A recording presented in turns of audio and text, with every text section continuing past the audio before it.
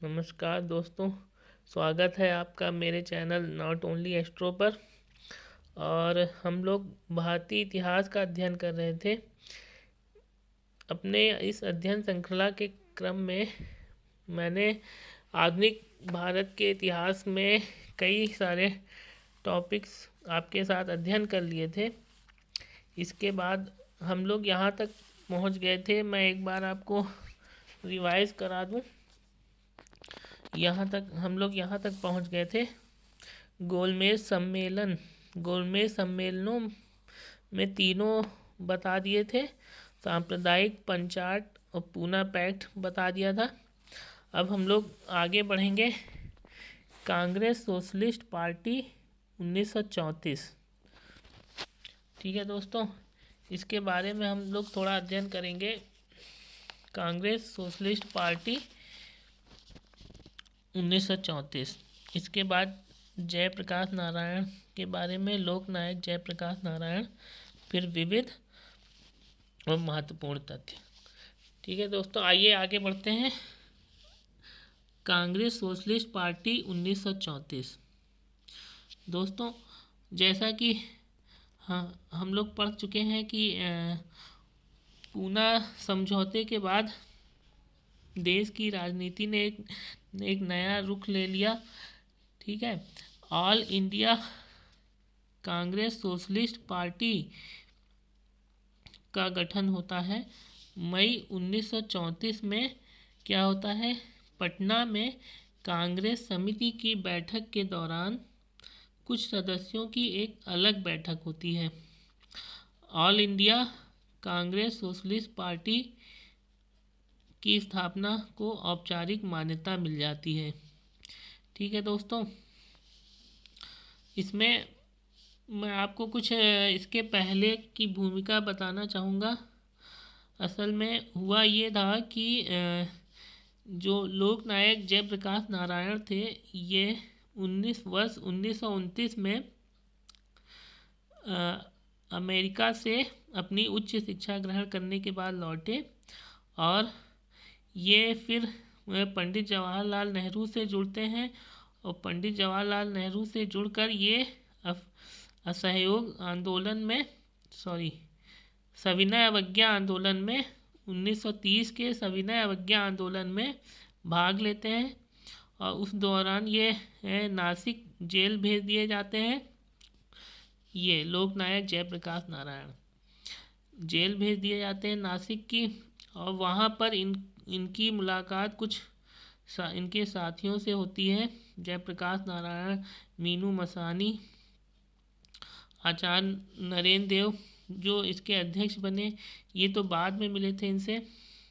ठीक है, तो वहाँ पर ही इस पार्टी की स्थापना का विचार इन लोगों के मन में आता है। ठीक है, इसके बाद देखिए, इसके बाद मई 1934 में कांग्रेस समिति की बैठक के दौरान कुछ सदस्यों की अलग बैठक होती है, जिसमें all India Congress socialist party की स्थापना को मान्यता मिलती है पटना में। ठीक है, तो अक्टूबर-नवंबर 1934 में बम्बई में इसकी नीतियों और कार्यप्रणालियों पर मुहर लगा दी जाती है। मतलब इसकी नीतियाँ और कार्यप्रणालियाँ तय कर दी जाती हैं। किसकी? All India Congress socialist party की।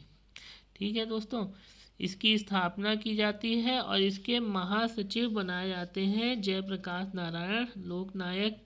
इनको उपाधि मिली थी लोकनायक की। ठीक है, और इसके अध्यक्ष बनाए जाते हैं आचार्य नरेंद्र देव। ठीक है दोस्तों, इस पार्टी ने फिर एक अलग अपनी भूमिका बनाई और भारत के स्वतंत्रता आंदोलन में बढ़ चढ़कर हिस्सा लिया। ठीक है, इसमें भी इस पार्टी ने भी अपनी तरह से लड़ाई लड़ी थी। ठीक है, हम आगे बढ़ेंगे। अब हम इस पार्टी के जो मेन कर्ता धर्ता थे उनके बारे में पढ़ेंगे। जयप्रकाश नारायण। लोकनायक जयप्रकाश नारायण। लोकनायक जयप्रकाश नारायण दोस्तों, इनका जन्म 11 अक्टूबर 1902 ईस्वी में बलिया जिले के एक गांव में हुआ था। बलिया जिले के एक गांव में हुआ था और ये कायस्थ परिवार से आते थे और इनका 17 साल की उम्र में इनका विवाह हो जाता है। एक वकील पेशे में वकील थे और इनकी पुत्री थी प्रभावती, उनसे इनका विवाह होता है 1919 में। और उसके बाद ये चले जाते हैं अपना उच्च शिक्षा के लिए अमेरिका, संयुक्त राज्य अमेरिका चले जाते हैं। उसके बाद 1929 ईस्वी में जब वापस आते हैं तो ये देश के स्वतंत्रता आंदोलन में बड़ी भागीदारी करते हैं। और दोस्तों मैं बताना चाहूँगा, जब ये अमेरिका में थे तब इन्होंने वहाँ पर अपनी उच्च शिक्षा प्राप्त करने के लिए मतलब छोटे से छोटा भी काम भी किया था, मजदूरी भी करी थी और मतलब वहाँ पर श्रम करके इन्होंने अपनी पढ़ाई के लिए पैसा इकट्ठा किया था। तो इनको बखूबी ये चीज़ पता थी कि एक श्रमिक के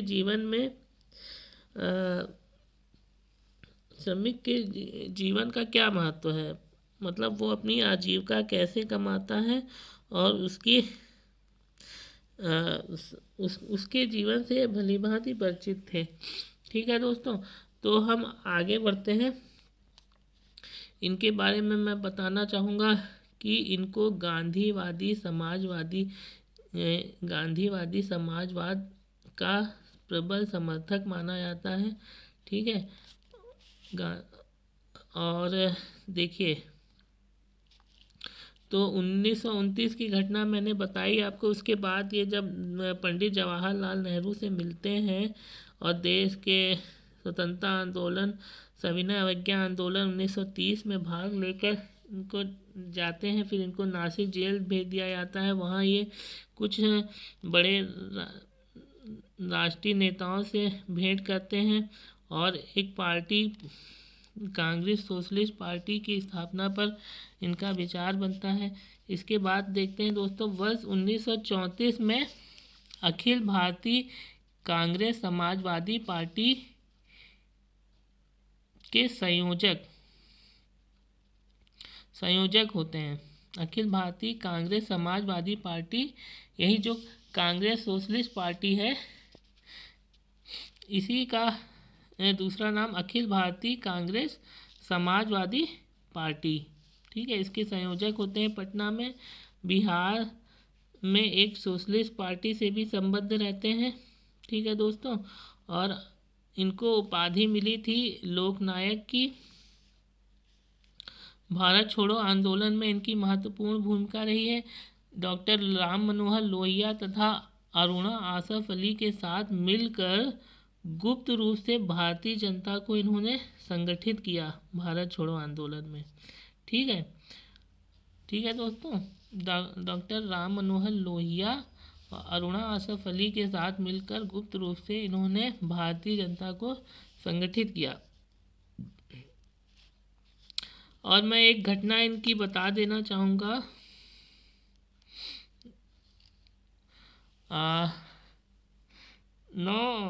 9 अक्टूबर 1942 को ये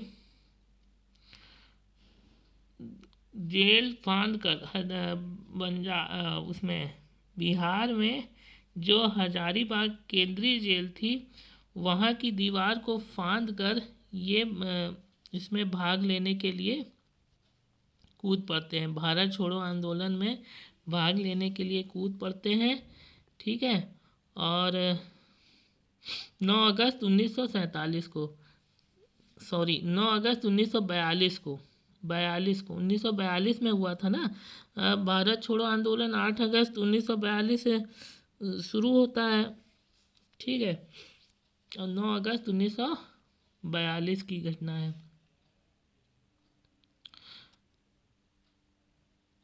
9 दोस्तों 8 अगस्त 1942 को इसकी घोषणा होती है शुरू होने की। 9 अगस्त 1942 को पूरे भारत में शुरू हो जाता है भारत छोड़ो आंदोलन। ठीक है। तो ये बिहार के एक जेल हजारीबाग सेंट्रल जेल की घटना है, जहां इनको बंदी बनाया गया था। वहां की दीवार ये अभेद्य दीवार मानी जाती थी दोस्तों, और अपने 5 साथियों के साथ ये उस दीवार को फांद के आंदोलन में कूद पड़ते हैं। और अब जो उसके बाद जब भारत आज़ाद हो गया तो बिहार सरकार ने उस जेल का नाम बदल के इनके नाम पर रखा है। पटना अस्पताल में बिहार में एक अस्पताल है, उसका भी नाम इनके नाम पर रखा गया है। ठीक है दोस्तों, आगे बढ़ेंगे। 5 जून 1974 5 जून 1974 को पटना के गांधी मैदान पर इन्होंने संपूर्ण क्रांति का आह्वान किया। ठीक है। देखिए इसके आज़ादी के बाद की घटना मैं बता देता हूँ संक्षेप में। 1948 के बाद जब गांधी जी की मृत्यु हो जाती है, उसके बाद उनके आंदोलनों को इन्होंने दिशा दी, जयप्रकाश नारायण ने। इसके बाद 1954 में ये सर्वोदय आंदोलन से भी जुड़ते हैं। सर्वोदय आंदोलन जो आचार्य विनोबा भावे द्वारा चलाया गया था। आचार्य विनोबा भावे द्वारा जो सर्वोदय आंदोलन पूरे भारत में चलाया गया था, उससे भी ये जुड़ते हैं 1954 में। 1957 में ये राजनीति से संन्यास की घोषणा करते हैं, और लेकिन 1960 में इनको वापस राजनीति की ओर लौटना पड़ता है। ठीक है, 1960 में वापस लौटना पड़ता है। इनका दोस्तों बीच बीच में स्वास्थ्य खराब रहता था। इनको जो है 80 के बीच में इनको किडनी खराब होने की दिक्कत हो जाती है। इनको डायलिसिस पे रहना पड़ता है। ठीक है। तो 1960 में वापस आते हैं राजनीति में। 1974 में पटना के गांधी मैदान पर संपूर्ण क्रांति का आह्वान करते हैं। संपूर्ण क्रांति का मतलब देखिए, तत्कालीन प्रधानमंत्री श्रीमती इंदिरा गांधी की नीतियों से ये असंतुष्ट थे, और उनकी नीतियों के विरोध में इन्होंने संपूर्ण क्रांति का आह्वान किया था। संपूर्ण क्रांतियों में 7 क्रांतियाँ शामिल थीं: आर्थिक क्रांति, नैतिक क्रांति, सामाजिक क्रांति, राजनीतिक क्रांति, आध्यात्मिक क्रांति, शैक्षिक क्रांति और बौद्धिक क्रांति। ठीक है। तो इस संपूर्ण क्रांति का आह्वान करके पूरे भारतवर्ष में इन्होंने क्रांति का बिगुल छेड़ दिया। और इसके बाद इन्होंने एक जो गांधी सरकार मतलब कांग्रेस सरकार की विरोध की जो पार्टी थी, विरोध पक्ष के दलों को मिलाकर एक पार्टी का गठन हुआ था, जिसको जनता सरकार नाम दिया गया था दोस्तों। जनता पार्टी की सरकार जनता पार्टी बोला गया था। और उसके जो नेता थे, इन्होंने अपने प्रयासों से, जयप्रकाश नारायण ने अपने प्रयासों से देश की जनता को जागृत करके इंदिरा गांधी को सत्ता से हटा दिया। मतलब इंदिरा गांधी चुनाव हार जाती हैं। 1977 की घटना है। 1975 में राष्ट्रीय आपातकाल लगा देती हैं इंदिरा गांधी। तो जो राष्ट्रीय आपातकाल है वो उस दौरान इनको गिरफ्तार भी किया जाता है, जयप्रकाश नारायण को, आंदोलन करने के कारण, और इनका स्वास्थ्य खराब हो जाता है। उसके बाद 18 दिसंबर 1977 को इंदिरा गांधी आपातकाल हटाने की घोषणा कर देती हैं और इनको रिहा कर दिया जाता है, उससे पहले तो 1977 में ही जनता पार्टी की सरकार आती है, जो पहली गैर कांग्रेसी पार्टी थी। गैर कांग्रेसी पार्टी थी। इम्पोर्टेंट क्वेश्चन है दोस्तों, ये पूछा जाता है कि पहले स्वतंत्रता के बाद पहले गैर कांग्रेसी प्रधानमंत्री कौन है? तो नाम याद रखिएगा दोस्तों, मोरारजी देसाई पहले गैर कांग्रेसी प्रधानमंत्री थे। इसके बाद दोस्तों बहुत दलों द्वारा ये कहा जाता है कि जयप्रकाश नारायण को राष्ट्रपति के रूप में मनोनीत किया जाए, लेकिन ये मना कर देते हैं और इनकी जगह फिर नीलम संजीवन रेड्डी को राष्ट्रपति नियुक्त किया जाता है। निर्विरोध चुने गए थे नीलम संजीवन रेड्डी। ठीक है दोस्तों, आगे बढ़ेंगे। उसके बाद 8 अक्टूबर 1979 को स्वास्थ्य खराब रहने के कारण कई सारी दिक्कतें इनको स्वास्थ्य की दृष्टि से हो गई थी। मधुमेह की दिक्कत हो गई थी। तो अपने जन्मदिन के 3 दिन पूर्व, 77वें जन्मदिन के 3 दिन पूर्व इनका देहांत हो जाता है, निधन हो जाता है। इसके बाद इनको 1999 में भारत रत्न, मरणोपरांत भारत रत्न पुरस्कार दिया जाता है। समाज की सेवा के लिए इनको मैग्सेसे पुरस्कार भी दिया जाता है। ठीक है दोस्तों, तो ये जयप्रकाश नारायण के बारे में मैंने बताया आपको।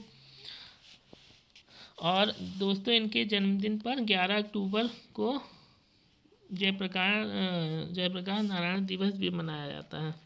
ठीक है, लोक नायक इनकी उपाधि थी। ठीक है, आगे बढ़ेंगे। गांधीवादी समाजवादी नेता थे ये। आगे बढ़ेंगे।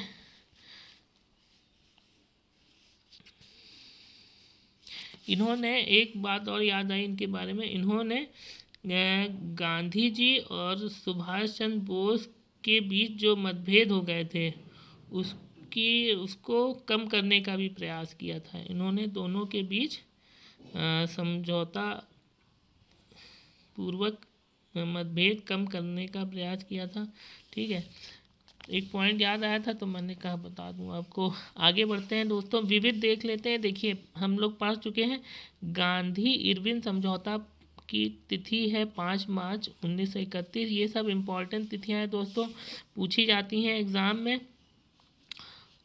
और ना भी पूछी जाए तब फिर भी इतनी महत्वपूर्ण है कि आपको याद होनी चाहिए। गांधी इरविन समझौता 5 मार्च 1931, भगत सिंह को फांसी 23 मार्च 1931, कांग्रेस का कराची अधिवेशन 26 से 31 मार्च 1931, पूना समझौता 24 सितंबर 1932। ये डेट याद रखिएगा दोस्तों, बहुत इम्पोर्टेंट है। 24 सितंबर 1932 पूना समझौता हुआ था गांधी जी और डॉक्टर भीमराव अंबेडकर के सहयोगियों के बीच। ठीक है, पूना की यरवदा जेल में। ठीक है, तो दोस्तों ये मैं सब बता चुका हूँ आपको। आगे कुछ महत्वपूर्ण तथ्य देख लेते हैं। All India schedule caste federation की स्थापना 1942 में बी.आर. अम्बेडकर ने की। वर्ष 1926 में MC राजा की अध्यक्षता में स्थापित संस्था का नाम था all India depressed classes association. ठीक है, ये एक ये थी फेडरेशन, याद रखिएगा नाम, all India schedule caste federation की स्थापना 1942 में किसने की? बी.आर. अम्बेडकर ने। और वर्ष 1926 में MC राजा की अध्यक्षता में स्थापित संस्था का नाम क्या है? याद रखिएगा दोस्तों, all India depressed classes association. All India depressed classes association 1926 में स्थापित, MC राजा की अध्यक्षता में। ठीक है, ये महत्वपूर्ण कथन देख लेते हैं दोस्तों। Doctor B R. अम्बेडकर ने कहा था गांधी जी के बारे में, गांधी जी के बारे में कहा था कि इतिहास बताता है कि महात्मा गांधी क्षणिक भूत की भांति धूल उठाते हैं लेकिन स्तर नहीं उठाते। Doctor B R. अम्बेडकर ने कहा था कि इतिहास बताता है कि महात्मा गांधी क्षणिक भूत की भांति धूल उठाते हैं लेकिन स्तर नहीं उठाते। ये कथन बी.आर. अम्बेडकर जी का, ये इनके बीच और गांधी जी के बीच मतभेद हो गए थे। ठीक है दोस्तों, आगे देखेंगे। दलित वर्गों का संघ के संस्थापक थे बाबू जगजीवन राम। दलित वर्गों का संघ एक संस्था थी, संघ था, उसके संस्थापक कौन थे? बाबू जगजीवन राम। ठीक है दोस्तों, याद रखेंगे।